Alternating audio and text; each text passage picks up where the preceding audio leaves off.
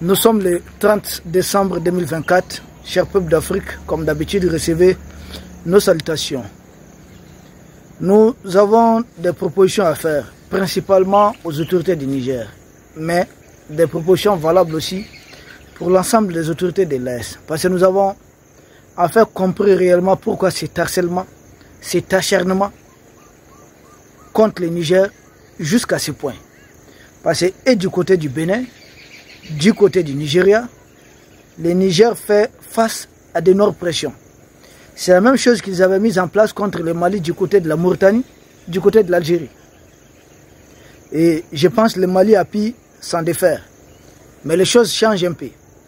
Parce que le Mali est frontalier de l'Algérie tout comme le Niger. Mais là, c'est vers la partie Sahara de nos deux pays. Mais à l'inverse, du côté du Nigeria et du côté du Bénin, ce n'est pas la même géographie. Donc ce qui est un peu compliqué pour les vecteurs aériens de détecter les moindres mouvements. Au niveau du désert, les vecteurs aériens sont très efficaces. Donc les fameux groupes terroristes mis en mission par leurs sponsors étatiques étrangers, et appuyés par des supports au niveau sous-régional, essaient de profiter de la végétation à certains endroits. Et nous savons aussi que chaque jour perdu, au niveau du pipeline, c'est-à-dire les tuyaux qui acheminent le pétrole du Niger vers le Bénin, qui est le plus loin pour le Macho, pipeline, c'est sur 2000 km. Il n'y a qu'à peu près 700 militaires pour surveiller. Nous disons que ce n'est pas facile. Or, pour chaque jour, chaque fois qu'ils réussissent à saboter cela, ça occasionne une perte de plus de 7,3 millions de dollars. Donc c'est ça, c'est en termes de milliards. Donc c'est fait exprès. C'est une guerre pour empêcher le Niger de se faire beaucoup de pognon, parce qu'ils le savent. Leurs propres institutions de Bretton Woods, notamment FMI, a bel et bien dit que le Niger va connaître un bond de plus de 12% de croissance au niveau de son PIB. Ce qui est presque très rare aujourd'hui dans le monde. Et que le Niger, à ce rythme, va se développer très rapidement. Et que le Niger qui, en 2026, au lieu de 110 000 barils de pétrole par jour, va pomper dorénavant plus de 240 000 barils de pétrole. Et j'ai dit que le Nigeria en 1965 ne produisait que 254 000 barils de pétrole par jour. Pour atteindre 10 ans après, autour de 2 millions de barils de pétrole. Le Nigeria, au moment fort, produisait, il n'y a même pas longtemps, en 2012-2014, le Nigeria produisait plus de 2 300 000 barils de pétrole chaque jour. Or, le Nigeria aussi a commencé petit à petit. Or, cette montée en puissance de la production de pétrole au Niger, le Nigeria ne voit pas ça d'un bon oeil. Tinubu a été rencontré Emmanuel Macron. Donc leur plan, c'est saboter en réalité les pipelines du pétrole qui acheminent le pétrole du Niger. Et surtout que c'est la Chine qui est en train de pomper le pétrole du Niger, d'où la bataille géopolitique et la géostratégie, voie d'acheminement du pétrole. Et ce qui impose à chaque analyste des questions géopolitiques, géostratégiques d'Afrique, d'essayer de trouver des solutions, des pistes de solutions, et il en faut. Ces mêmes plans, ils l'ont contre tous les pays de l'Est. Empêcher au maximum les pays de l'Est de profiter de leurs ressources naturelles. Parce que la junte macronienne, son plan, c'est quoi derrière cette histoire? Empêcher le Niger d'aller vers le pétrole qui aujourd'hui compense l'arrêt du marché de l'uranium. Le Niger gagne plus avec le pétrole qu'avec l'uranium. Donc le Niger, or, Macron a beaucoup plus besoin de l'uranium du Niger. Sans cela, ça ne va pas aussi chez lui. Comment contraindre le Niger de revenir vers l'économie de l'uranium plutôt que de laisser le Niger prendre goût avec la production du pétrole, avec la vente du pétrole, qui doit faire rapidement l'écart du budget déjà du Niger. Donc le plan c'est quoi? Il faut tout faire pour décourager le Niger d'exporter son pétrole. Et même la raffinerie qui est au niveau du Niger, les 20 000 barils raffinés tous les jours, nous disons au Niger de bien sécuriser ces sites. Parce que la junte macronienne et ses alliés ne sont pas prêts à renoncer. Ils veulent tout faire pour contraindre le Niger à revenir discuter avec Orano pour voir comment la France peut obtenir l'uranium. Peut en tout cas profiter de l'uranium du Niger. C'est de cela qu'il est question. Et nous devons encourager le Niger à se faire du pognon avec son pétrole. C'est de cela qu'il est question. Et la même pression, parce que j'ai attendu un pays de la CEDEAO, l'un des dirigeants disait que leur pays c'est vraiment très attractif aux investisseurs. C'est ce qui est fait. La junte macronienne fait tout, selon leur jargon, même on va vous faire isoler, pour que des gens ne viennent pas investir. Et oriente tous les investissements de l'autre côté. Mais malgré cela, ça n'a pas empêché les Chinois de réaliser, d'investir dans le pétrole du Niger. Ça ne va pas empêcher d'autres de venir investir dans le secteur de l'uranium. Donc notre première proposition, c'est de dire aux autorités du Niger de passer rapidement, si le Niger ne maîtrise pas la technologie, de passer rapidement l'uranium qui a été exploité et qui est non vendu, que le Niger bloque, de vendre ça rapidement à un pays qui a besoin de l'uranium. Ça, c'est la première des choses. Deuxième des choses, il faut directement passer le marché de l'uranium, de tout cet uranium, à un autre pays qui soit beaucoup plus puissant, que la junte macronienne ne peut même pas intimider. Et il faut le faire. Et c'est très rapidement. Dès que cela est fait, je pense qu'ils auront plus... ils n'auront plus les mêmes engouements de vouloir déstabiliser le Niger. Ça va diminuer un peu. Ça ne va pas finir. Mais il faut déjà, au lieu de laisser l'uranium là, ce n'est pas encore pris. Ils ont peur que le Niger accélère la passation des marchés avec un autre pays. Il faut accélérer. Ça, c'est notre première proposition. Ça peut diminuer la pression. Et c'est même valable pour le Mali, avec le bloc 20 de son pétrole au niveau de Taoudeni. S'il y a des gens, des microbes qu'on a fabriqués pour dire on veut indépendance ou bien quelque chose, c'est parce que le marché n'est pas encore attribué. C'est parce que l'exploitation n'a pas commencé. Il faut exploiter. Même s'il faut confier ça à un pays qui va même sécuriser l'exploitation lui-même, il faut le faire. Ça ne sert à rien d'avoir tous ces carburants. Parce que le Mali, le Burkina importe le plus du carburant de l'étranger. Le Niger importe d'abord les produits alimentaires, mais en deuxième position, le pétrole. Pourtant, le Niger même produit le pétrole. C'est inadmissible. C'est inadmissible. Donc nous devons profiter du pétrole que nous avons au niveau de notre sous-sol. Et pour cela, il faut aller rapidement. Donc la première des choses, c'est d'attribuer les marchés. Ce n'est pas des trucs qu'on va pomper à 5-10 ans et c'est fini. Hein. D'ici 5 ans, là, nous allons nous remettre, nous allons avoir les moyens et nous allons renégocier les choses. On ne va pas tout dire. Mais ça, au moins, ce sont les grandes lignes. De l'autre côté, deuxième chose à faire. Puisque le pipeline en question est généralement attaqué, saboté par la junte macronienne et ses alliés, nous proposons d'abord qu'il faut utiliser plutôt des drones et autres pour surveiller les pipelines et braquer un satellite grâce à nos partenaires sur la zone. Ce n'est pas suffisant. Nous proposons surtout d'éloigner des villages de ces pipelines. Les villages, là, souvent, on n'a que 30 cases par village. Or, les touristes ont toujours des complices au niveau local. Éloigner les villages de 5 km de ces pipelines. C'est de l'argent, ces pipelines, on ne joue pas avec ça. Des villages en case, là, nous pouvons les faire. Nous avons des gaillards qui croupissent dans nos prisons qui ne travaillent pas pour nous. Il faut les sortir.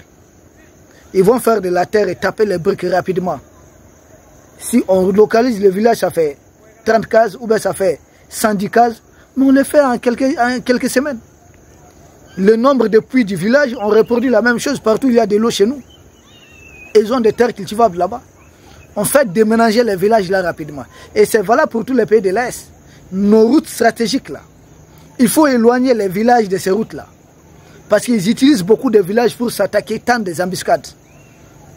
Donc si les villages sont éloignés, s'ils tentent une embuscade, les vecteurs aériens que nous avons peuvent arriver rapidement sur les lieux et ils seront tout de suite neutralisés. Donc éloigner au maximum les villages des routes stratégiques ou des pipelines. C'est juste un temps, le temps de finir avec cette question du tourisme.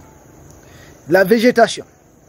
Partout où les convois de l'armée passent, où les marchandises, nos convois stratégiques, végétation, nous voyons les Américains sont en train de polluer avec leur gaz liquéfié. Tout le monde, l'Arabie Saoudite pompe tellement du pétrole, ce n'est pas aux Africains qu'on va demander d'être sains. Il faut écarter la végétation aux abords de nos routes stratégiques. Pourquoi les Africains doivent, comme on va dire, assimiler ou dissimuler mieux les leçons sur les questions environnementales que les autres? Que font les Chinois? Que font les Russes? Que font les Américains? Si une végétation devient une menace pour la sécurité de l'État, il faut la dégager. C'est de cela qu'il est question. Éloigner, parce que généralement, ils se cachent derrière les touffis d'air, pouf, ils tendent une embuscade à un convoi qui est en train de passer. Et là, ce n'est pas bon. Nous devons nous surpasser. En dernière position, il faudrait durcir la législation dans le cadre de la lutte contre le terrorisme dans tous les pays du monde. Les touristes, quand on les prend, on les envoie directement en enfer. Il faut que les pays de l'Est apprennent la peine de mort, que cela soit exécuté en public. Vous êtes pris en train de vouloir saboter les pipelines, c'est du terrorisme économique. Il faut durcir la législation. Toutes ces personnes doivent être, bien sûr, leur sentence doit être exécutée publiquement. Vidéo enregistrée, et cela va dissuader d'autres de vouloir rejoindre leurs rangs. On ne pourra jamais venir à bout des terroristes qui sont formés pour appliquer la guérilla contre nos armées, qui sont en réalité formés pour des guerres conventionnelles. Nous-mêmes, nous devons aussi apprendre, nous devons nous former à la guérilla. Nous devons appliquer la guérilla contre les terroristes, leur même mode d'opération. Trouver des gens aussi qui vont les combattre de la même façon, avec des véhicules kamikazes, avec des poses de mines et autres. Il faut appliquer leur propre méthode contre eux. Ça, c'est une proposition. Parce que nous avons analysé cette question du terrorisme du début à la fin. Nous avons trouvé que la meilleure façon, c'est dents pour dents et pour eux. Souvent, quand ils vous mordent, quelqu'un vous mord, il ne cesse pas, il faut savoir aussi le faire. Ils ne sont pas les seuls à avoir le monopole de la guérilla. Nous avons plus de moyens de pratiquer cela contre eux. Puisqu'ils se cachent dans des villages, là, nous saurons comment les retrouver. C'est des tactiques de guérilla qu'il faut appliquer pour arrêter une guérilla qu'on met contre vous. On se déplace avec nos engins lourds et autres. Il suffit pour eux de mettre une mine dans un bidon et puis ils font exploser. Avec un seul bidon de 20 litres, ils vous font perdre tout un véhicule Toyota que vous avez acheté à plus de 20 millions de francs CFA. Où ils mettent 300 000 tout au plus pour fabriquer mine et autres, et plus la prime de celui qui va poser. Nous perdons plus de 20 millions. Plus grave encore, nous perdons des hommes. C'est inadmissible. Il faudrait réinventer quelque chose qu'on n'a pas appris dans les écoles de guerre jusqu'à présent. Nous devons nous adapter à la menace. Peuple d'Afrique, nous avons notre quatrième et dernière position. C'est aussi au niveau de la société civile, des leaders religieux, qui doivent casser la langue des terroristes. Il faut communiquer, s'exprimer dans les langues que les terroristes utilisent pour enrôler nos jeunes, les enfants. Il faut communiquer dans ces langues pour dire qu'en réalité, c'est des mercenaires de la junte macronienne. Ce n'est pas une question d'islam. C'est des mercenaires qui opèrent dans des endroits où nous avons d'immenses réserves du pétrole, du gaz et autres. Et mieux encore, les fameux proches de Bazoum qui disent avoir, qui était même son ministre d'État, il y a un qui était son ministre d'État, qui disent avoir formé des groupes terroristes pour revendiquer la démocratie. C'est ça qu'on voit maintenant avec le monde occidental. Djoulani, un terroriste, on dit c'est lui maintenant qui va apporter la démocratie. On a utilisé des terroristes pour dire qu'on va apporter la démocratie à la Libye. La même chose se passe au niveau de l'espace AES. Ils disent des gens comme des Boula et autres qu'ils ont formé des groupes terroristes pour amener Bazoum aux affaires. Donc maintenant, c'est des terrorismes pour la démocratie. Nous, on n'a jamais su ça. C'est maintenant qu'on voit ça. Cette histoire de démocratie du début à la fin. Chacun a son idée dessus. Bon. Il faudrait... Tous ces gens-là ont beaucoup investi au Niger. Et il y a une loi qui a été prise. Mais il faut l'appliquer fortement. Ils ont des complices. Ils ont des gens qui les aident à l'intérieur. Tous les complices des terroristes ne doivent plus avoir des biens au Niger. Arrêtons avec la procédure, la lourdeur administrative. Allons rapidement. Avançons à une vitesse éclair. Tout comme ils sont en train de le faire. Nous n'avons pas de temps à perdre. Ne soyons pas trop dans la bureaucratie. Dans des, comment on va dire, être des bons technocrates. Non. On a fait ça, on va valider, on va faire ça. Le terrorisme n'entend pas cela. Faisons bien. Faisons bien. Donc on n'a pas de temps à perdre. Nous devons accélérer. Nous devons aller rapidement. Chers peuples d'Afrique, c'est de cela qu'on voulait parler. Parce que tout est fait aujourd'hui pour rendre les pays de l'AES moins attractifs. Pour que les pays de l'Est ne soient pas du tout attractifs, au même moment, on va continuer à dire, voyez ceux qui ont essayé de défier l'Occident, ils sont dans la misère. Voyez ceux qui ont essayé de défier un tel, ils sont en train de souffrir. Voilà ceux qui ont essayé de faire ceci, ceux qui ont essayé de faire cela. La meilleure façon, c'est de réussir. Notre meilleure vengeance, c'est de réussir. C'est de nous libérer, c'est de nous développer. Pour que d'autres voient, ah, si on se libère des impérialistes, on peut réussir comme les Maliens.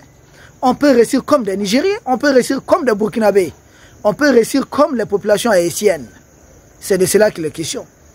Nous, peuple de l'Est, nous, peuple d'Afrique, qui croyons au combat porté par les autorités de l'Est, nous devons tout faire pour que cela soit une réussite. Chacun doit mettre son expertise au profit des pays de l'AES. C'est de cela qu'il est question. Ils font tout pour rendre les pays de l'Est moins attractifs. Ils font tout pour nous occuper uniquement dans la guerre contre le terrorisme. Mais nous-mêmes, nous devons rapidement boucler cette guerre contre le terrorisme et passer à autre chose. Comment parvenir à cela? Si la France veut nous déstabiliser, je pense que la France est dans son rôle. Elle cherche son gagne-pain. Mais nous autres, que devons-nous faire pour que ces pays ne cherchent plus à nous déstabiliser?